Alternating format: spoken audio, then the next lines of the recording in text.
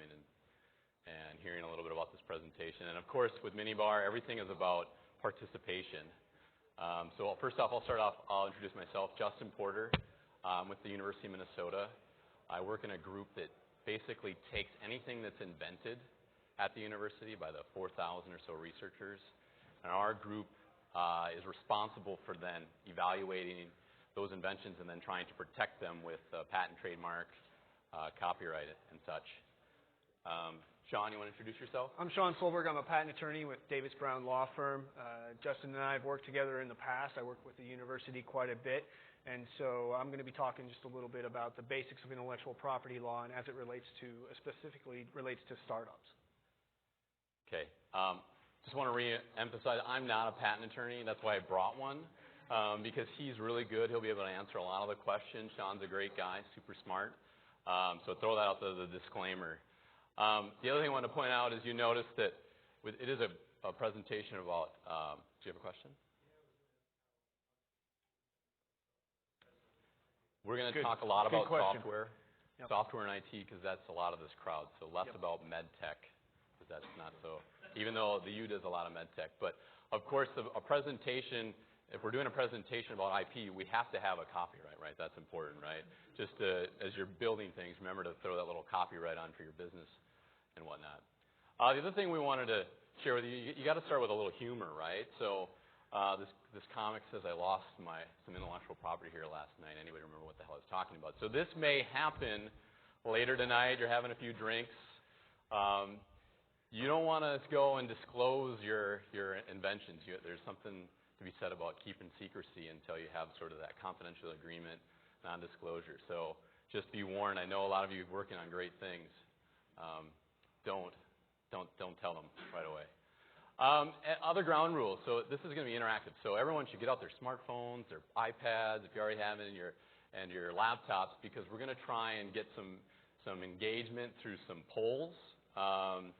You may have seen this before, text messaging, or if you have a laptop, you can go to the site. We also have a Twitter, which we will be checking throughout the presentation, so you can ask questions. We'll try to make this dynamic. The Twitter hashtag is down here. It might be hard to read, but it's IP MinneBar. Again, please participate. This is what makes it fun and interesting. So we've divided this presentation into 3 sections. We're going to talk a little bit about intellectual property. This is basically like 101 for people who don't know anything about intellectual property, so the very basics. Then we're going to talk about how does that apply to your startup particularly, because every startup has a different way that they need to protect their intellectual property, right? And some ways work better than others, and it's all about what's justifiable from a cost standpoint, right? Because you can shell out lots of money for IP. And then we'll end it with some what we call the seismic shift in patent law. There's some new legislation that's happened. It's going to go into effect next year, and Sean will brief us on that. So the first off, to get people kind of like, how do we do this polling stuff? So we just want to see if you were a superhero, which power would you want? So the way you do this is you text a code to basically in the 2 you would put 22333, and then text the code number, which is the code number is one of these items. And that's your vote. So this will happen real time, so anyone who participates. You can also do it through Twitter if you do @poll, and then the same thing with the code. It'll read it. You can also go to this website. So there's, if you don't have a text messaging plan, they kind of nickel and dime you those telecom services. You can use your data plan. Okay, someone has flight. Is that you? Just want to see. Okay. So it is working. It's a good sign. Nice. All right. So we have 7 people responding. And is there one that's going to be the top one? Telepathy. How interesting. Nice. Okay. Very interesting for a discussion on IP. People want to know what other people are thinking. Fun. Yeah, competitive advantage, right? That's right. To learn a little bit. Okay, well, we'll continue on. So we'll jump into intellectual property 101. This is like the fundamentals. There are a few different rights that I'll talk about briefly, and then Sean will talk in depth about patents.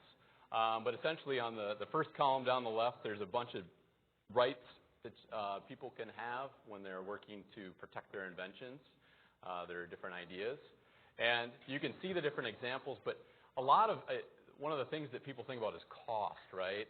And I tried to give sort of this, use dollar signs as a way to indicate different type of costs, because patents can be a great asset, but they're expensive. They can be a fair amount of money, especially if you're filing in multiple countries. Trade secrets, direct costs, there's really none, but indirect costs, there's a lot of things that can go into that. I mean, and just keeping things confidential. Trademarks, there's a little bit, not a ton of cost. Copyrights also in that same ballpark. But then there's these IP agreements, which are, so you have some intellectual property that's protected. Now you need to work to maybe license that technology and let someone else use it. That's where those costs start to accrue up. But there's a lot of different ways to protect your intellectual property. And first and foremost is patents. So I'm going to pass over to Sean to talk about patents. All right, so everybody in here comes to this discussion with a different level of expertise when it comes to intellectual property. All right, so some of you probably have your name on some patents. All right, some of you have your name on some patent applications. Others of you have never had to deal with a patent attorney. You're the lucky ones. But regardless, we're going to try and make this useful for all of you. So the best way to do that is for you guys to be jumping in and asking questions if you have any questions about what we're talking about, because that will give us a chance to gauge exactly where we are as far as the information that we're providing and giving you information that you really need. Okay, so this is one of those topics where everybody comes in with just a different level of knowledge, and so we want to make sure that we make this useful and valuable for all of you. All right. Okay, so first, most important thing. Everyone remembers the Calvin and Hobbes comic strip. What nobody actually remembers is that in the comic strip, his dad was actually a patent attorney, and that's because the author's dad was a patent attorney. All right, so this was one of my favorite strips because Calvin was trying to go to bed and he couldn't sleep, so he called his dad at the office. He was working late because that's unfortunately what we get stuck doing a lot as patent attorneys. And so he's at his desk, so he calls him and he says, "Dad, tell me a bedtime story." So his dad tells him the story of the hydraulic pump, the wheel shaft flange, and the evil patent infringement. And Calvin, of course, says, "No, Dad, I want a good story." So it's difficult to make this stuff interesting, and his dad was struggling with it here, but that's what we're going to do here. We're going to make intellectual property interesting for you. We're going to answer any of the questions that you have. It's good to come away from this with a core understanding of what intellectual property is, because there are a lot of misconceptions about some of the basics, all right? Especially freedom to operate versus patentability. We're going to get into that in just a little bit. So here's what we have. What is a patent? That is a core question, and it's actually not a really simple answer, okay? A patent is not an affirmative right to do anything, okay? A lot of my first-time clients, my first-time inventors, they think that once they get their patent, they're going to be able to do whatever they want, right? You get a patent and you can go out and sell your product, you can go out and do whatever you want, and you're free from liability, you're free from being sued for anything.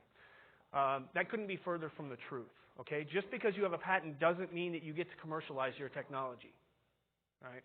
So you need to think about that, and I'm going to have an example to explain that, but basically a patent is only a right to exclude others from doing exactly what is defined as your invention. Okay? That's all you can do is stop others from copying what you do that is novel.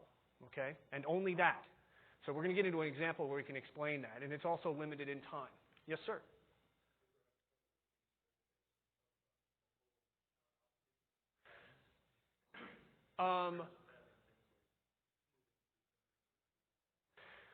So we can debate the quality of some of the patents that have been issued by the Patent Office. If I think is what your point is, and we can do that after this session. Sometimes it's a legitimate question. Okay, sometimes there are patents that are issued that may not be actually patentable. Most of the time, that plays itself out to the point where if there's a weak patent out there, it's going to get attacked as soon as someone tries to enforce it, and that problem will be erased. Sometimes it's very expensive, though, so it's a good question. I can cover fast track. That's a fairly specific topic. It's a good one. I don't know if we have time for it. Why don't you bring it up here when we get to the prosecution side? I've got a slide on the process, and then we can talk about that just a little bit. That's a good question. All right, so let's move on to our first polling question about patents. Does anyone know how long a patent lasts? On the poll?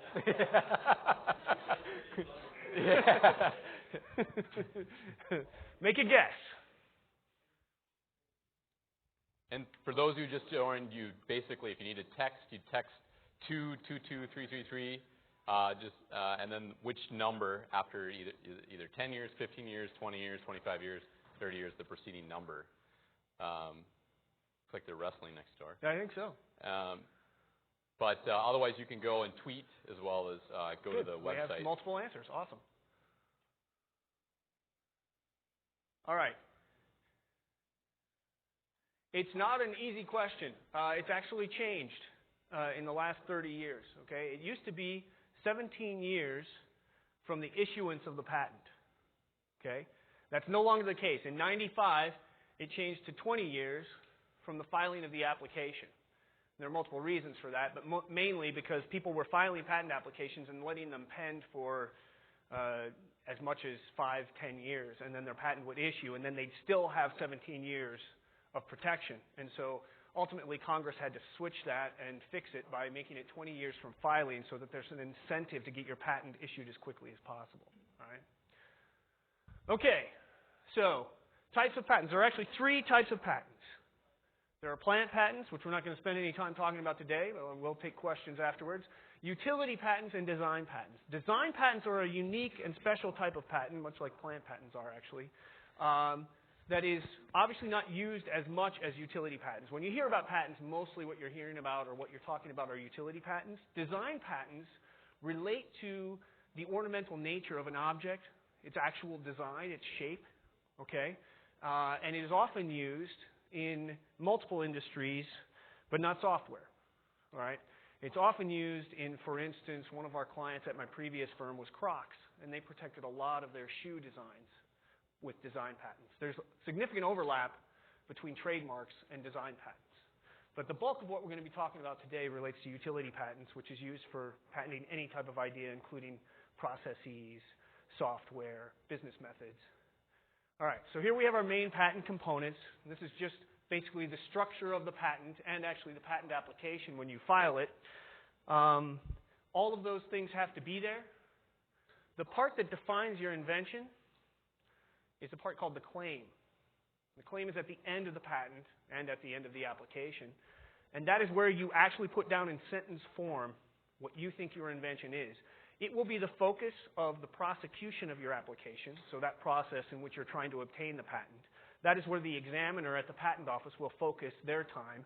You will focus your time on the claims because that is where you're going to have that discussion, debate, some would call it argument, with the patent office about what you think your invention is and whether that is patentable. And that is the part that you will amend when you're going back and forth with the patent office in order to overcome any prior art that the examiner brings forth to say, well, your claims aren't patentable because X, Y, and Z patent prior art reference out there renders yours unpatentable. Okay, so it's the claims that define your invention. It's the focus of your prosecution, and it's also the focus of any patent litigation. So once, let's say you get your patent, and you're moving along with your company, and suddenly you see a competitor that's actually trying to duplicate what you've been doing. If you assert patent infringement against that company, against that competitor, when you file your complaint, if you ever look at a patent complaint, it's actually focused on the claims. So you will say, competitor X is infringing claims 1, 5, and 10. All right? So the litigation is also focused on the claims. Everything is about the claims with respect to what your invention actually is. The rest of these components are all really supporting those claims. So you have to make sure all the subject matter of your invention is disclosed within the written description of your patent application and your patent. But it's really about the claims when you want to actually explain what your invention is. All right, so basically we've touched on most everything in this slide then. Yes, sir?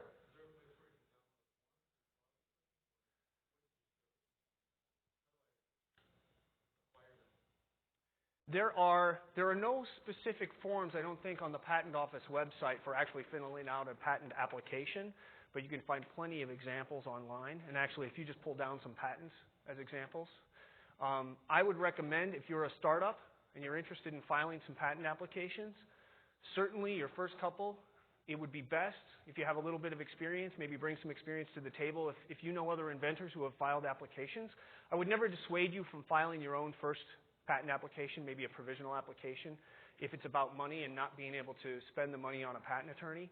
But it would be best to have someone who has some experience to help you with that. All right? It's a good question. We can talk about that afterwards.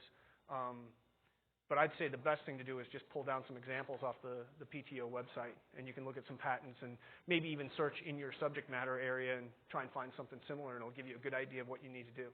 Right? All right, so the focus is on the claims. The scope of the invention is determined by the claims.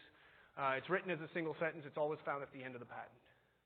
All right, so this is just a graphical sort of example of what I've just been telling you about the fact that the patent can be envisioned as a wall. You build that wall up based on the detailed description and all the information that you're going to put into it. But the important part, the part that, of course, is based on the rest of that information, but really is key to your protection, is the claims. When I had our graphical person do this, I asked her to put the wall together with all the different components and then, of course, place the claims on top of that wall. So I'd like something graphical where the claims actually are placed on the wall. And this is what I got.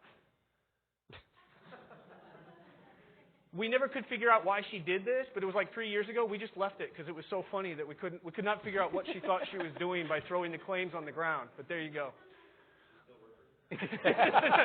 I don't work there anymore. All right. So now we're going to talk a little bit about the difference between freedom to operate and patentability. All right? And what I'm going to tell you here is that you could have 100 patents on your technology. And that does not mean that you have the opportunity to commercialize that technology. So if there's one broad patent out there that was created by somebody else, that was obtained by somebody else, whether it's a competitor or someone who did it 5 years ago, if they have a patent that broadly covers what you're doing, you could get all the patents you want on your inventions, and you still wouldn't be able to commercialize that technology because someone else already has a patent on it. All right? So there's a difference between your freedom to operate, your ability to actually commercialize what it is that you want to do, and your ability to obtain patents. You could have something unique and new, and the patent office would say, yes, that's patentable. You have a patent. But that doesn't mean you get to go out and sell it. All right? And investors are going to want to know about both. That's really the key take-home from this particular part of the presentation. The investors will want to talk about not only patent protection, have you filed patent applications, if that's necessary for your technology. And we're talking about software here for a lot of you. We're going to talk in a little bit. Justin's going to touch on the fact that maybe patent protection is not your best method of protection when it comes to software. It all depends on the technology that you're focusing on. But in addition to that, how are you protecting your technology, whether it's patents or not? Number two, do you have freedom to operate? Are you able to commercialize what it is that you're developing? Because if you don't have freedom to operate, an investor's not going to be interested in talking to you. Okay? All right, so let me explain how that works. Let's say that Justin invented the jetpack. Okay? This is actually a picture from the 1964 California State Fair where this guy actually attained flight for a little while. I think it was like 5 feet off the ground. But he took off in this jetpack, and it was like a matter of 10 seconds. So let's assume that this is Justin, and it was 5 years ago. Okay? Justin, that's a cute helmet, man. Yeah.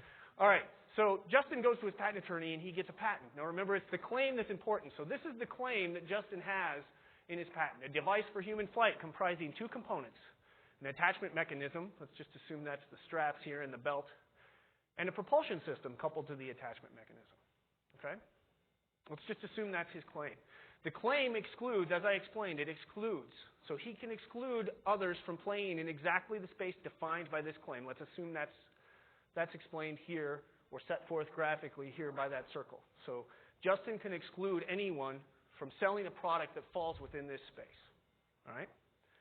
Now let's assume I come along 5 years later and I say, you know, Justin's jetpack is cool, but it only attains flight for a few seconds, and he only really stays vertical. He doesn't really go anywhere, so I'm going to invent a cooler jetpack. All right? And what I figure out is that I really need wings in order for this thing to actually work, for me to actually take off. Also, I have propellers here that actually kind of help as well, rather than gas propulsion, but that's a different discussion.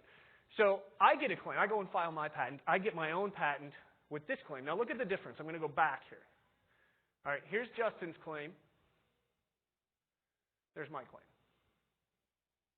The difference here is that the patent office determined that this part was patentable over Justin's. Let's assume, Justin's was prior art with respect to mine. And I got this claim here. The difference is limitation C is the addition of the wing component. That makes my invention novel in the eyes of the patent office. Let's just assume the patent office and I discussed it and they said, yes, that's unique in and of itself. But look at where I end up. Here's the space that I can exclude others from playing. And look where I am. I'm right in Justin's world. So I have a patented invention. My invention was deemed by the patent office to be novel, and yet I am directly infringing Justin's invention. I'm infringing Justin's patent. All right? So I can have a patentable invention, I can have a cool patentable technology and still not be able to sell my product, because if I go out and try and sell these jetpacks, Justin's going to come along and look at his claim. Does mine have an attachment mechanism configured to couple to a user? Yep. Does it have a propulsion system coupled to the attachment mechanism? Yep. I'm infringing his claim. So just because you have a patent doesn't mean that you get to go out and start selling products. Now, of course, in this situation, if this is financially just the be-all and end-all of jetpacks, then Justin and I are going to sit down and we're going to come to some sort of agreement about how we can collaborate, maybe do a license of some kind where I can license to him some of my technology, he can license to me, and we'll both make money. That happens a lot, but that's your first.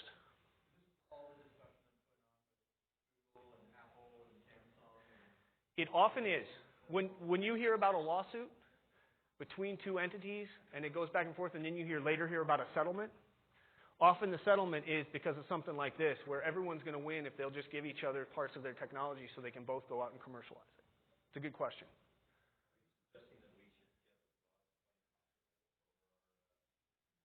You should always get the broadest claim possible. You should always get the broadest claim possible. That will be accepted by the patent office. It has to be accepted by the patent office, and that's the catch. You can't just go out and get, that's a big fight, especially in business methods, right? So in the software space, it's more difficult to get broader claims now than it was 10 years ago, back when things really got going with the .com stuff, and there was a lot of questions about the quality of the patents that were being issued, as raised a little bit ago. And so now they're much more rigorous about the prosecution of those applications and the breadth of those claims. There was another hand over here. Are we good? All right. Okay, so that's the difference between freedom to operate and patentability. It's a key difference, and like I said, a lot of our initial inventors, a lot of my first-time inventors have a difficult time understanding why, when they get a patent, that doesn't just give them freedom to do whatever they want. So now we get to the overall process. I'm not going to spend a lot of time on this, except to say that this is the part that a lot of people don't often talk about. We talk about the theory, we talk about what patents are, but we don't tell you what actually happens. And a lot of times we have individual first-time inventors who think, all right, once we get this patent application filed, really that's all the work that there is. That's really all that we need to do. Everything after that is easy. Actually, you're just getting started there. There's a whole lot more work to do once the application is filed, and most of it involves convincing the patent office that you actually have a patentable invention. And that's where you go back and forth with office actions and responses. All right? And someone asked earlier about fast tracking. That's a great question. Accelerated examination. You have the opportunity when you file your application to pursue prosecution on an accelerated basis. Now, there are a couple different ways to do that now. There was a new one that was passed just last fall, new legislation related to a new type of accelerated examination. So there's basically two kinds now. The first one relates to having to do a whole lot of prior art searching ahead of time, putting together a list of the most relevant prior art, and filing that list with your patent application, and then talking about each of those prior art references. Now, the difficulty there for us as patent attorneys, and for most of our clients, is you don't want to be really going on record and taking certain positions about the patentability of your invention with respect to the prior art that's out there. Because once you have something in writing on the record, that will come back to haunt you later on with respect to the breadth of your claims. Okay? So a lot of people avoid that form of accelerated examination, which is why they put in a new one last fall, which is called, I think, Track 1 Accelerated Examination. And really all you need for that, we're talking to startups here, is money. So it costs $4,800 to file it. Okay? So if you have an extra $5,000 laying around and you want to speed up the examination of your patent application, you can pay $4,800 and do that. All right? So that's the catch, is it's expensive. Yeah?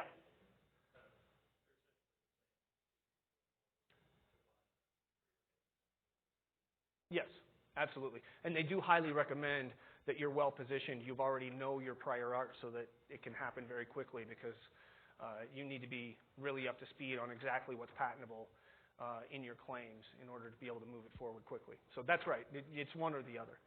Because we're moving to kind of a first-to-file system. Yep. Is now kind of a time where it might actually be worthwhile to speed up? I don't know how that transition is happening. That's a great question. We're actually going to touch on that in a little bit. But no, we can. Well, let's just talk about that right now, because I hadn't thought about whether accelerated examination is more valuable now, before we transition, or after. It's really addressing the problem of the backlog at the patent office. That's what this accelerated examination is about. It's not so much about how long it takes us to file the application, as much as it is about how long it takes us to get the patent after we file it. But it's a good question. I haven't thought about how that's going to work vis-a-vis the new rules for first to file. Yeah, and you won't get caught in the middle. What you're going to see, and we're going to talk about this, is you're going to see a whole bunch of people filing a lot of applications right before March, whatever it is, next year when this comes into. It hasn't happened yet, so March of 2013 is when it happens. Yes, sir.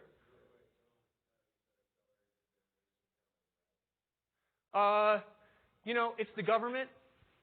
If you can pay the fee, then you can get in and get stuff done. So unfortunately, it's where the startups kind of lose their, they don't have an advantage when it comes to things like the accelerated examination, because companies with bigger budgets can actually pay for that to happen. Now, keep in mind, it really is about getting that patent issued very quickly. Most of the time when you're talking about startups, the investors don't really care if you have a patent right away. What they care about is that you're sophisticated enough to understand where you are from an intellectual property perspective, and that you've looked at freedom to operate as well. All right? We don't know yet. It just started. But they claim it'll be a year to a year and a half, and right now the average is about 3 to 5, depending on the technology. And in software, it takes longer. All right? Can you comment on the cost? I briefly touched, but just different stages. Sure. To give people order of magnitude. It varies so wildly. Right now, in my opinion, and this is just my opinion, so I'm not going to put this in writing and let you carry it out of here, but I think that startups are in a very good position when it comes to their patent attorneys. Okay, the market has been down for a while. Law firms are cutting salaries. There is a glut of patent attorneys out there looking for business, looking for clients. If you work in the startup space, you should be able to find somebody good, and you should find someone good, but you should be able to get them to price it reasonably. All right? Provisional applications in the software and business method industry, I think a provisional application shouldn't probably cost more than $5,000 on the outside, maybe closer to $2,500, especially for startups. You should be able to find somebody who's going to work with you and let you do a lot of the work, and then cost that out a little less than you would if you were, if you had a bigger budget. Non-provisionals, sort of 5,000 to 8,000, and if you have the same attorney do both, it's probably going to be less than that. But prosecution all the way through to the end is, the average runs from anywhere from $15,000 to $30,000, depending on the technology and depending on what you're pursuing. That's not always the case, but it's very important to keep those sort of costs in mind as you move forward. Yep.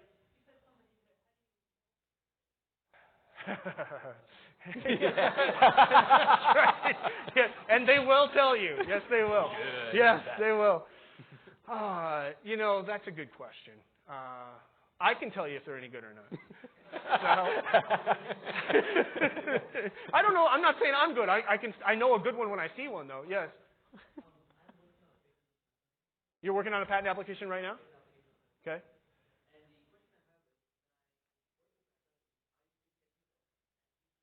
Yes.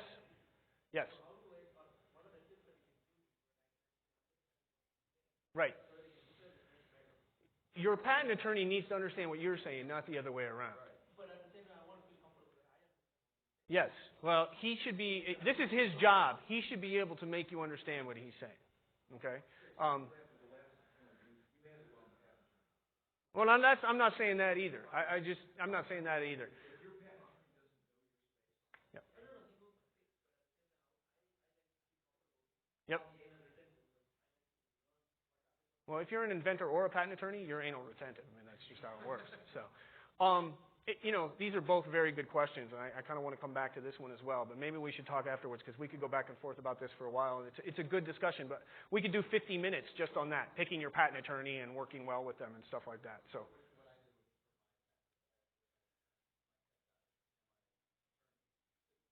Yep. Yep. Yeah.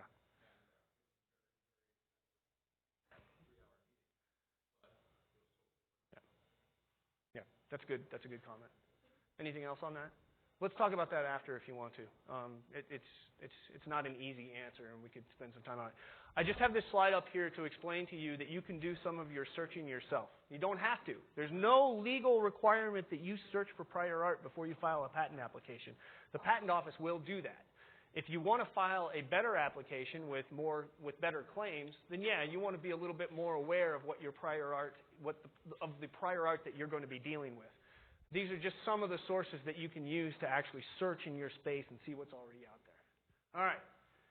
And this is the one I always ask when I start talking about this and talking about expertise, but Justin created this slide, so we want to know now, have you ever been awarded a patent?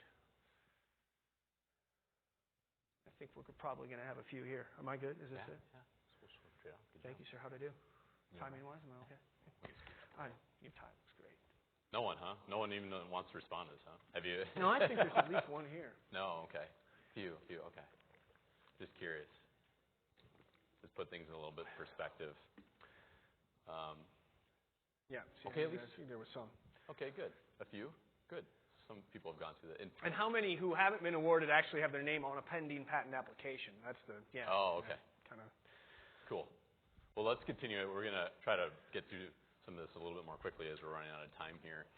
So another way to protect your intellectual property is to just, hey, keep it secret. Brilliant, huh? Well, there's actually, this is how Coca-Cola does it. This is how KFC does it. For you as a startup, what you need to do is think about it from a security standpoint. Sure, you have these these strategy lists or different algorithms or whatever it is, and you want to keep them secret. Well, you need to do a reasonable amount of effort to keep them secure, right? So be smart. Encrypt your hard drive. There's free tools out there. TrueCrypt is one of them that you can encrypt your hard drive, protect it. Put smart passwords. All these simple things that protect it, so that if you do need to at some point someone infiltrated, that you can actually go after them to the government.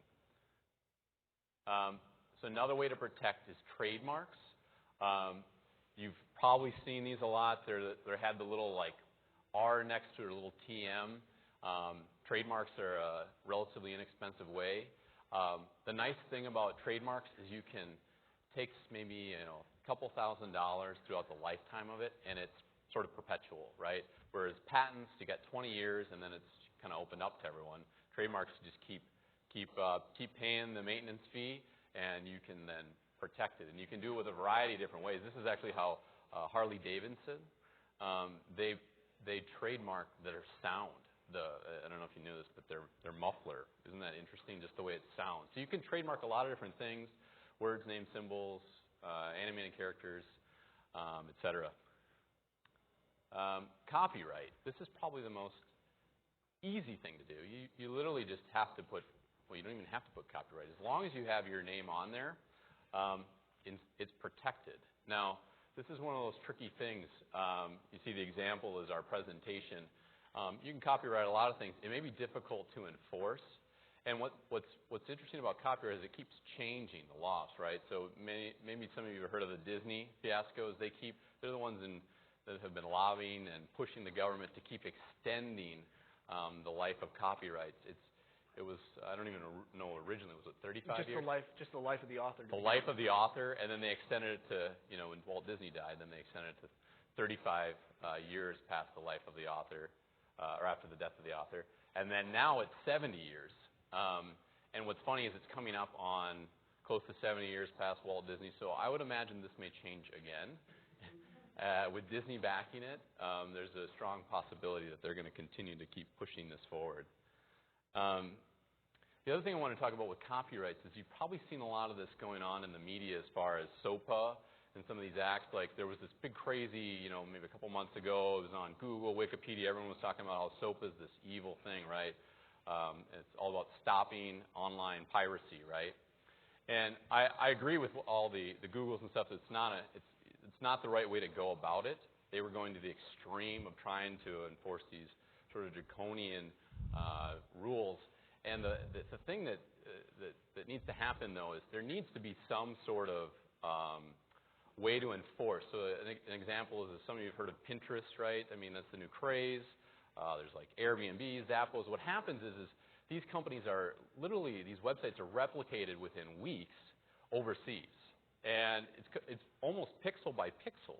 It's amazing. They look absolutely the same. And they just knock off names.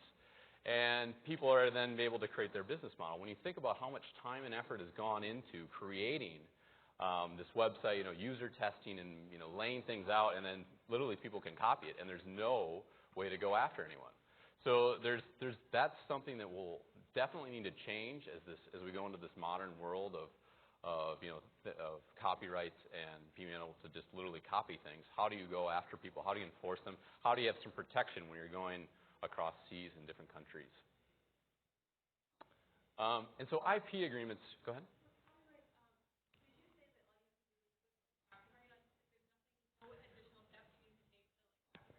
Right. So just like trademarks, there is some rights that you attain just by doing it. Okay?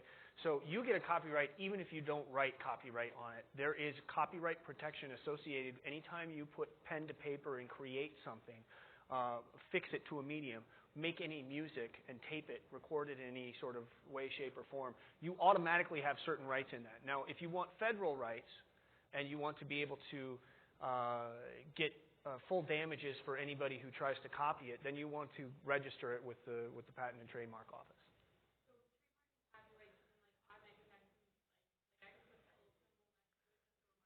You can put copyright. You can put copyright on stuff if you actually have. I mean, you can put copyright on anything you want.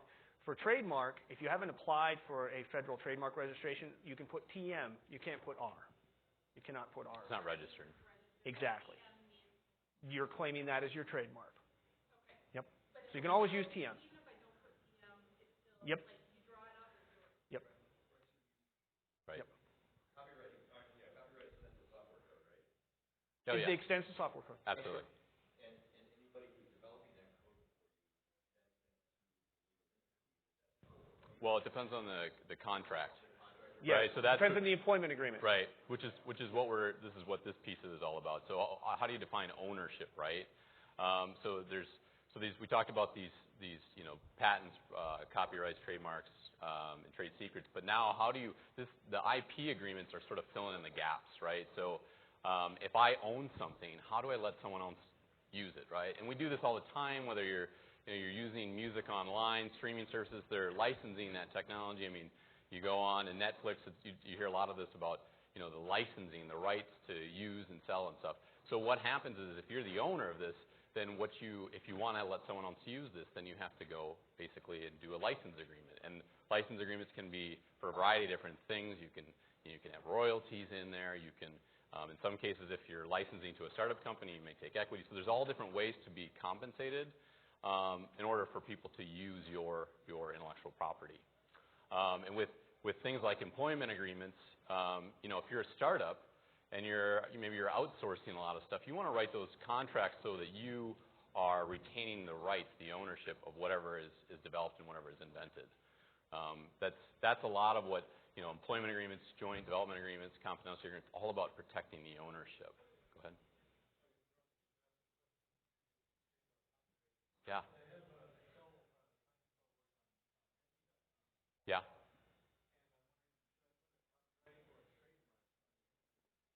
It really depends on the terms of service when you agree to work. I don't know. And I don't know I would assume that they lets you keep and retain your rights. But that is an issue. I mean, you want to read the fine print to say, and that was a big thing with Facebook. A lot of companies try to overextend their reach on what they own. Like if you upload a picture to Facebook, there was some controversy about how they said they own it. They own everything that's on there. Right, and they need a right to, yeah, you're right, redistribute it at will.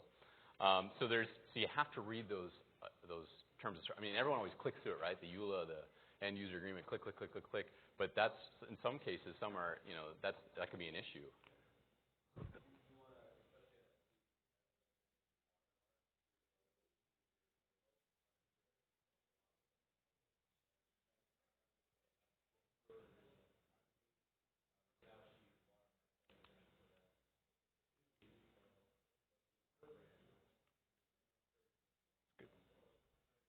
That's a good idea. Did everyone hear that? The watermarking your images and your content. It's a great idea.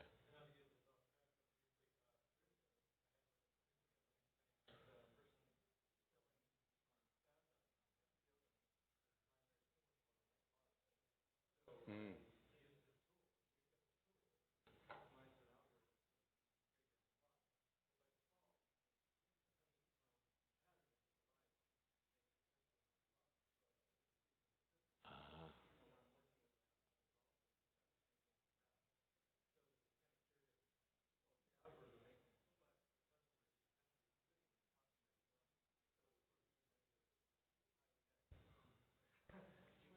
That's a good question. Let's talk about that one afterwards. Let's talk about that. That's an interesting point. Okay, we'll keep going. Do you have a question?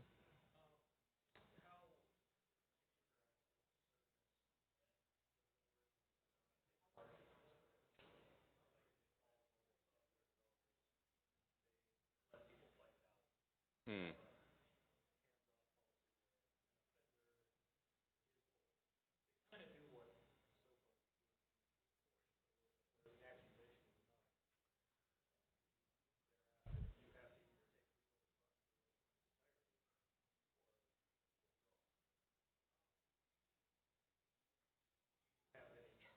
I don't know. That's a good question. Yeah.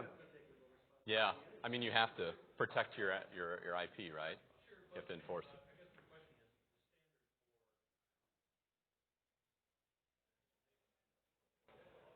Yeah. Yeah. That just sounds like their policy, and I think whether you have recourse against that policy, maybe not. I think you sign on for it if you're participating there. Whether that commercially, if that's the right thing for them to do or not, I don't know. That's more of a business decision. So, in the interest of time, I'm going to try to speed through a few things and skip a poll here, but just to kind of take some of this into context as it relates to your startup, right? The first thing you want to do before you go through and actually spend a lot of money and try to protect your asset, is it really worth it, right? These are sort of some fundamental questions, is looking at the problem, going out and seeing if your solution is unique, looking at the market size. These are all questions that investors are going to ask you.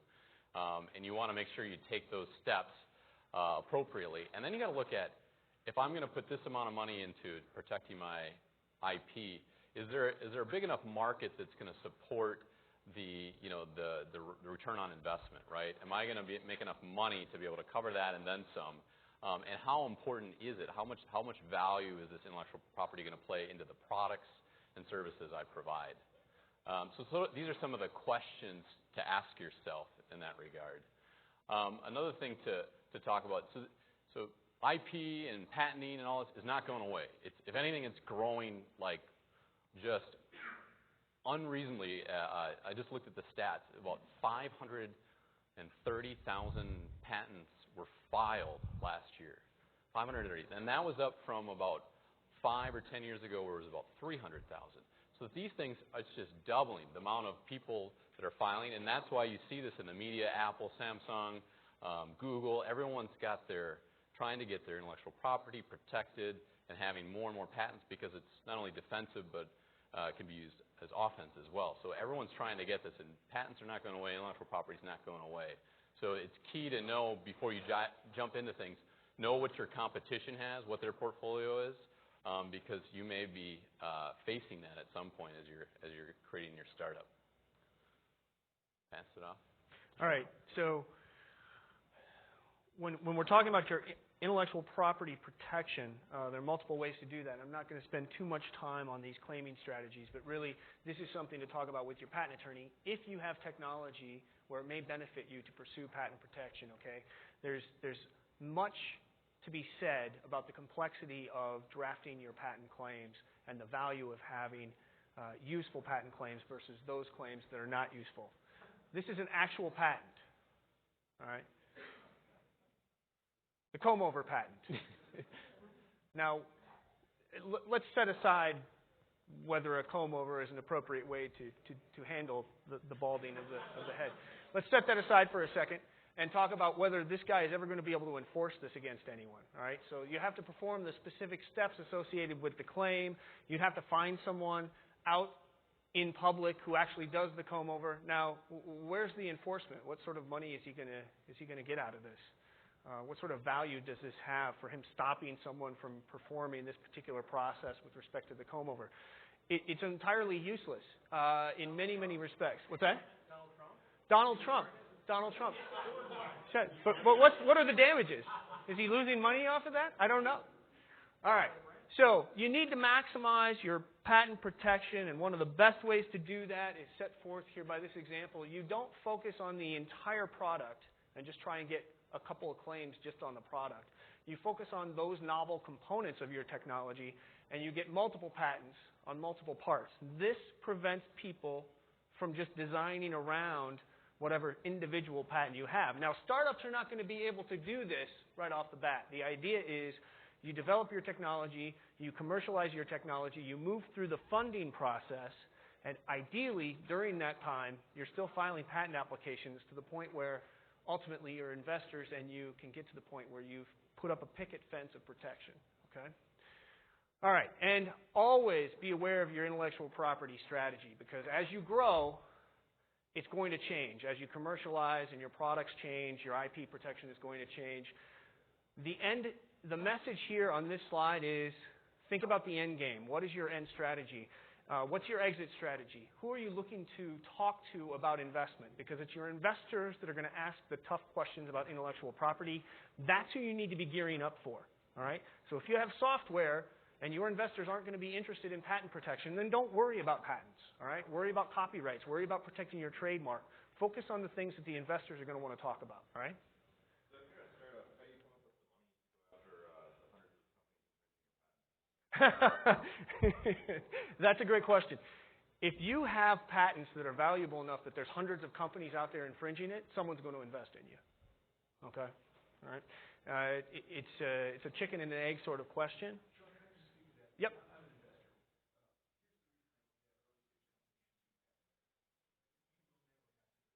Yep. That is true. Yep.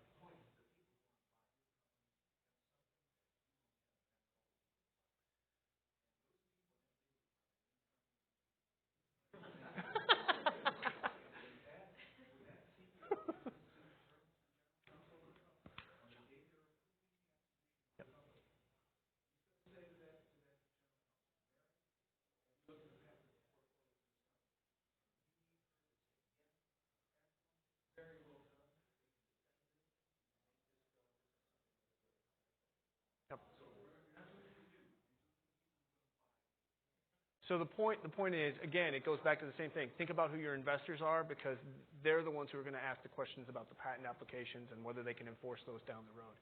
All right, so takeaways. Here they are. Thank you so much. We went a little bit over here. We appreciate it. Thank you to Justin for putting this together. And if anybody wants to talk afterwards, we'll be here.